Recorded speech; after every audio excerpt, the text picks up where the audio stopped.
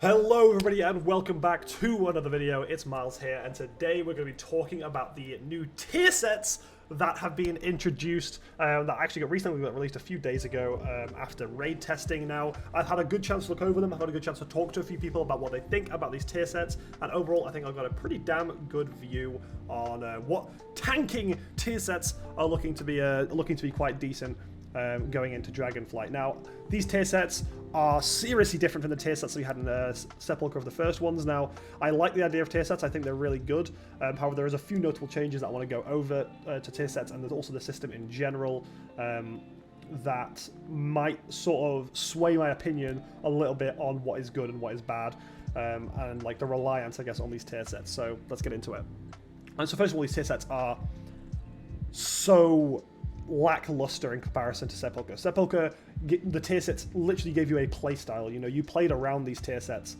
These tier sets really were how tanks were, you know, sort of, I guess, rated. You know, if you had a better tier set, you were just a better tank. For instance, every tank that had a good tier set was generally the stronger tank for how long that tier set was good. Obviously, until it got nerfed or something like that.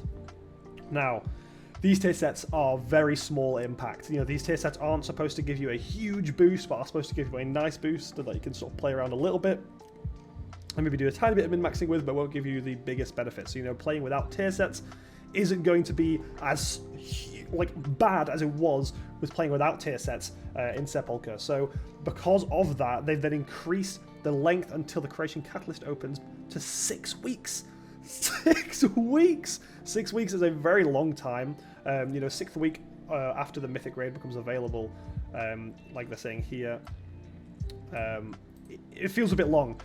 You'll probably have your 4 set, by the time that comes around. But it does mean that the Creation Catalyst will end, or will open, sorry, when I'm probably finished with raiding. At that point, I will likely be done. I will be finished with the bosses. It seems a bit weird to open it up so late, but I guess since there's such low impact, it doesn't really matter too much. I also don't think people want to be... I think by the look of it, by them saying, oh, it's 6th week, for me that sort of says we want this tier to last a while. So I do think they're setting up in a way for this tier to maybe last somewhere upwards of quite the few months. So I do get a bit prepared for that. However, let's jump into the tier sets. Let's see what these are looking like. So first we have the Blood Death Knight tier set here, which you might not be able to read too easily on the screen. I hope that you can. We are using the Twitch layout as usual, so I do apologize for all the little things around the screen. But you can see here the Blood, which is a 2-set bonus. When a Bone Shield charge is consumed, you have a 20% chance to generate 1 rune. And the 4-set is after 10 Bone Shield charges are consumed, you get 10% damage and 10% haste for 10 seconds. Now, the Bone Shield, the 2-set of the Bone Shield charge getting consumed makes you have a 20% chance of generating 1 rune. Quality of life, I guess. Nothing too impactful. As mentioned before, there's not going to be anything too massive in these. That means that about on average, every 5 Bone Shield charges that you consume, you'll be getting 1 rune in return. So, to me personally, that feels okay. Like, obviously, rune regeneration is like one of the biggest things for Blood DK, so having a few extra is going to be nice. And the 4-set is after 10 consumed, you're getting 10% damage and haste. Good, but it's also after 10 Bone Shield charges are consumed, so the uptime on that buff is going to be quite low. Granted, when that buff's up, you will get a huge bonus while that buff is up. You know, 10% damage and 10% haste in comparison to a lot of these other tier sets is huge. Even if it's only for 10 seconds, and even if that only happens, you know, far and few between, sort of. I think at N+, that's going to be proccing quite a lot. In Raid, that's going to be pretty bad.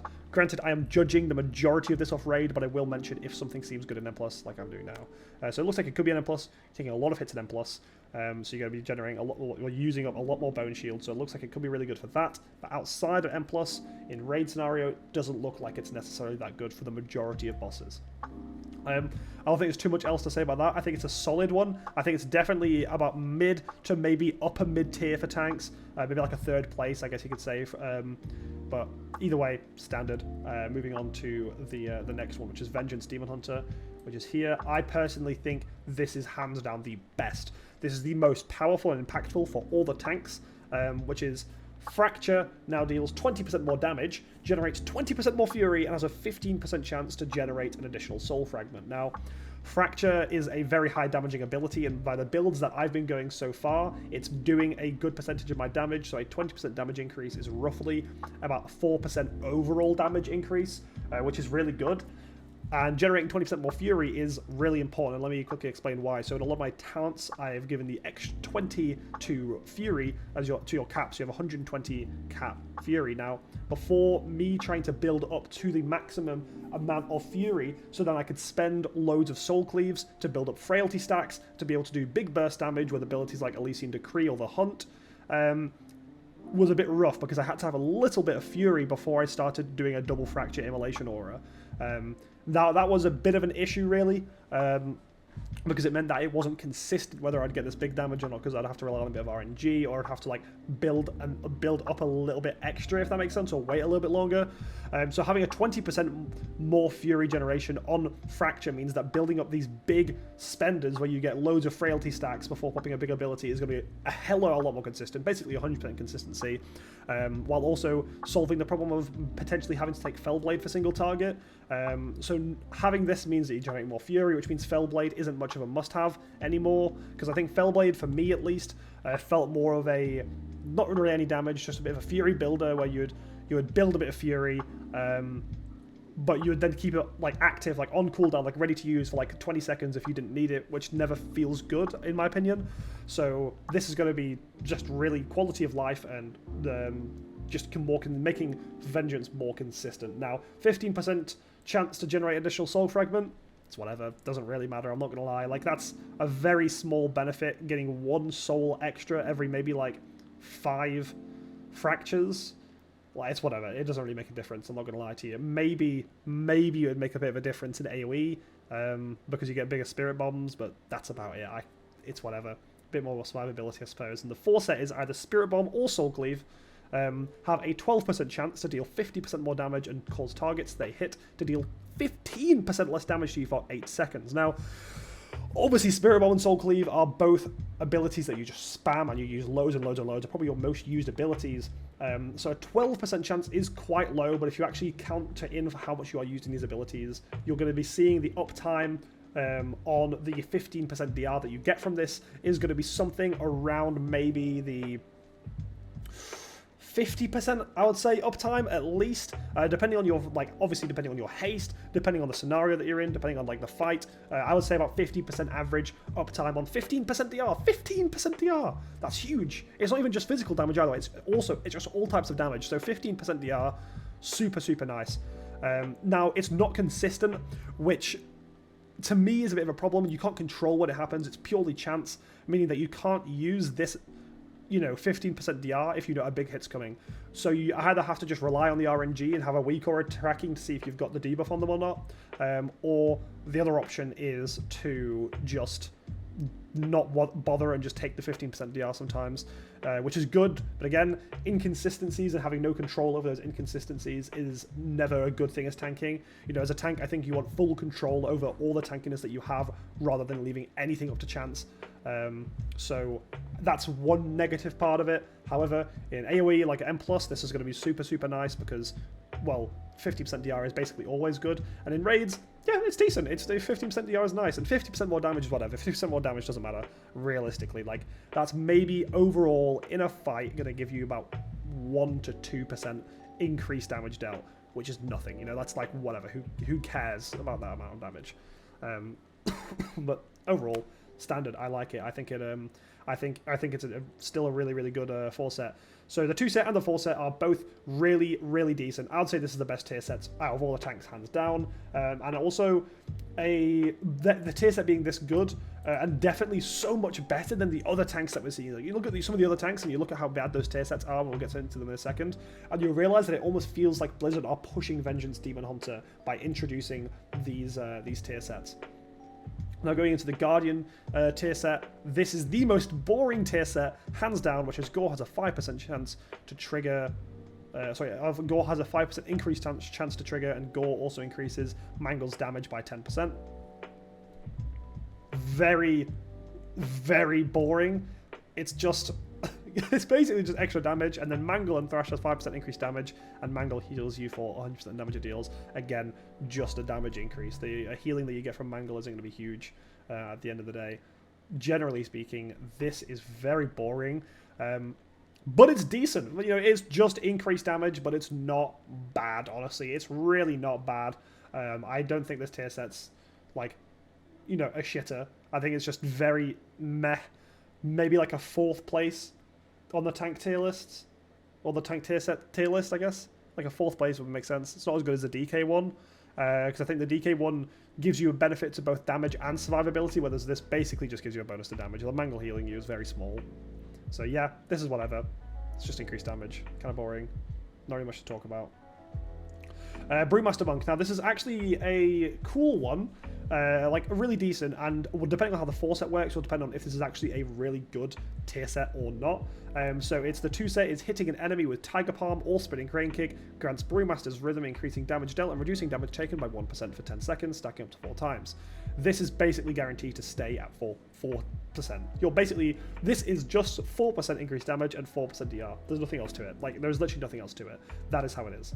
And then the 4 set is for each stack of Brewmaster's Rhythm, Purifying Brew clears 3% more of your damage delayed with Stagger. Now, this is where I am a little bit confused as to how this works. I'm a little bit confused as to what this necessarily means. Does this mean 3% more of what Purified Brew would have normally done? Or does it mean 3% more of, like, the general Stagger bar?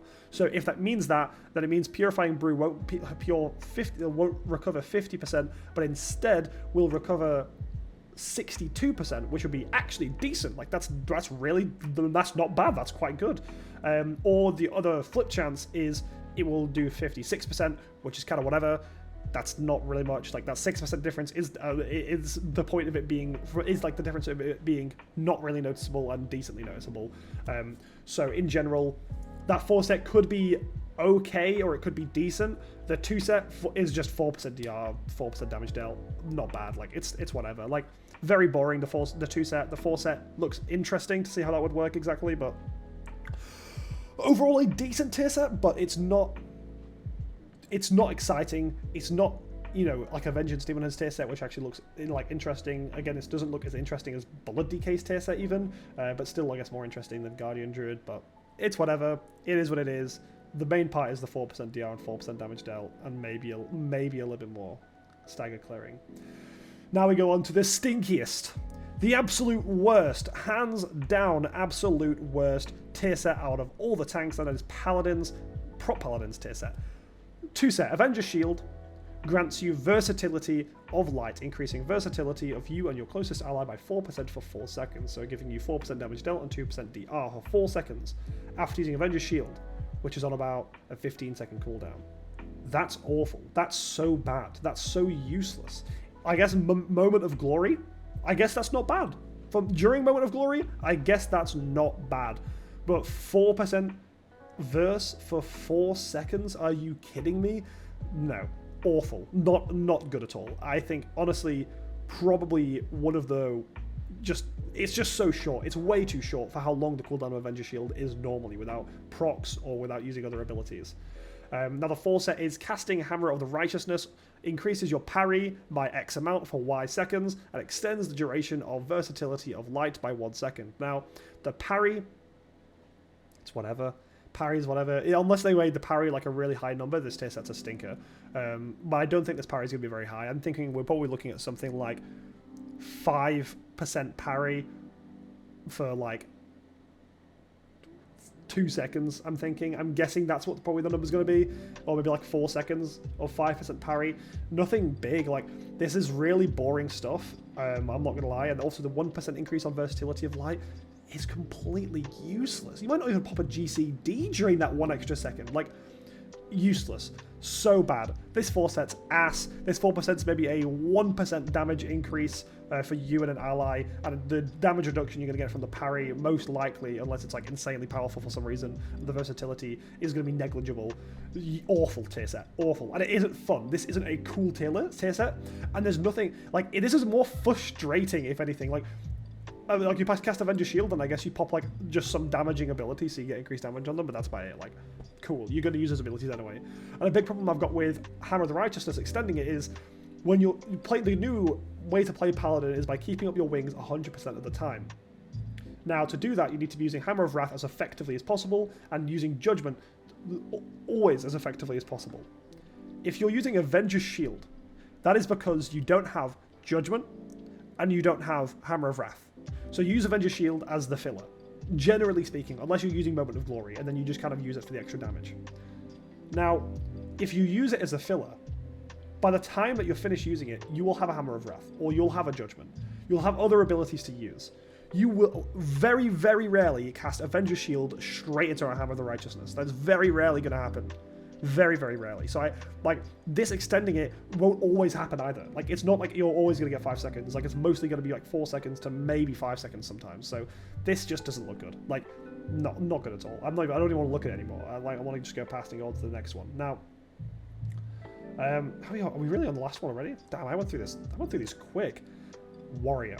Now, this tier set is a cool and a good tier set. This is low impact, but it's still really cool, and it's still really just good in general. Like, it's well made.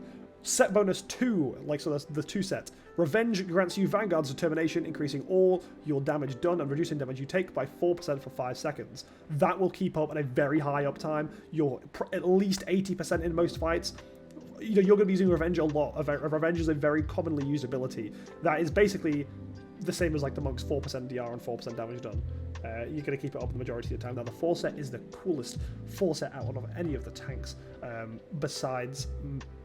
No, it probably is cooler than Vengeance Demon Hunter. Maybe not better than Vengeance Demon Hunter, but cooler. Which is during Vanguard's Determination, you gain Ignore Pain equal to 10% of the damage that you deal. Now, the reason this is made so well is because you gain more damage if you use Revenge, and you gain this, you know, Ignore Pain equal to 10% of the damage you deal if you use Revenge. So it kind of feeds into itself and makes Revenge a much, much, much more higher prio, or just higher like impact ability than it was before, meaning that you can sit there and spam Revenge and still keep up Ignore Pain in sort of low to medium damage like moments. And it also means that you're going to be able to keep up Ignore Pain and not have to re-spend Rage to keep Ignore Pain up, because like in between taking a big like amounts of damage, which is super, super nice. I think, in my opinion, this is one of the best tier sets. It really takes away some of the like tiny issues that were with Prop Warrior to begin with,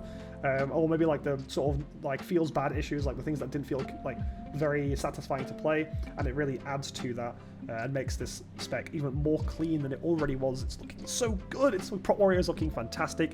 Now, granted, this is a fantastic tier set, probably not as good as a Vengeance Demon Hunter one, but I still do think that Prop Warrior is going to be better, because I think Prop Warrior is still going to be the best. As mentioned in yesterday's video, it's just too good. Anyway, thank you guys very much for watching. I do apologize, I had to be a bit of a jump cut there. I had someone come to my door randomly in the middle of the recording, which hasn't happened before, but hey ho, this is the first time for everything. Thank you guys very much for watching. I think I'll just about leave it there. I think it was about Vengeance Demon Hunter, then Prop Warrior, then Blood DK, then... what? Brewmaster Monk, Guardian Druid, and then Prop Paladin in terms of like the best to worst. So overall, the meta's kind of forming, and it's coming to a bit of a head. I'll talk about that maybe in another video. But anyway, thank you guys very much for watching. Like, comment, and subscribe. I'll see you all later.